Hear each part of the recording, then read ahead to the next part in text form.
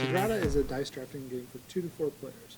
As a dice drafting game, you're going to select 9 dice, which is twice the number of players, in this case 4 players, plus 1 to play. Plus you're going to have your player boards that have these player cards with a number of favor tokens at the bottom, either 5 to 6 or less, depending on how hard the card is to play. These favor tokens are signified by these dots at the bottom.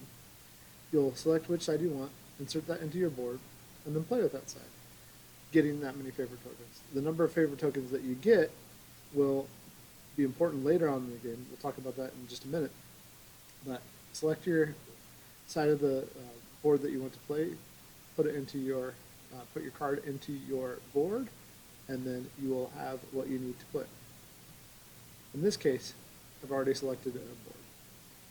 You'll also get a special scoring card for the end of the game. These are the gray backed cards. In this case, the yellow die will score me extra points at the end of the game. The different players would have other points that might score them more.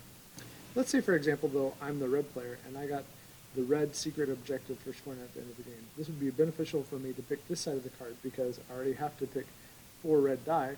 Then I would get that and the special favor tokens. There are restrictions in place for where I can place them based on color or number of pips. Besides that, you're going to get those favor tokens that I talked about, anywhere from up to 6 of those favor tokens. You'll look at the bottom of your card, get those favor tokens, place them on your board, and be able to use them for using tools in the game. So the tools let you break the rules. Besides that, you also have in-game scoring that are shown on the 3 cards below the tools. Those in-game scoring will let you do different things based on either color or number of pips. So at the beginning of your turn, you'll roll all the dice, in this case 9 because there are 4 players. Roll those dice and then you'll select them based on what you want to do. And on your first play, you either have to go in the corner or on an edge of the board. From there you can move orthogonally or diagonally on the board. So here I'm taking a 6, placing it, and from there I could put a blue next to it, or a 5, or a 4, or anything else in those blank windows. As I fill up my board, I want to be aware of what's going on so that I don't end up with an empty space or I have to use one of the tool cards. Using the tool cards causes me to use one of my favor tokens. The first player uses 1 favor token. From then on out, a player has to use 2 favor tokens to use the tools to break the rules of placement. If I don't use all those, at the end of the game, each favor token that I have is going to be an extra point.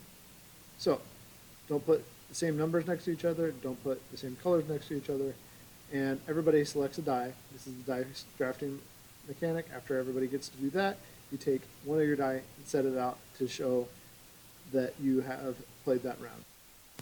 After 10 rounds have been played, then we take the round tracker, flip it over, take a look at the end of game scoring, score those, score secret objectives, and then take a look at how many favor tokens we have left, and those each get an extra point also. Make sure that we don't have any open spots or haven't broken any rules, and as long as we haven't done that, we don't lose any points.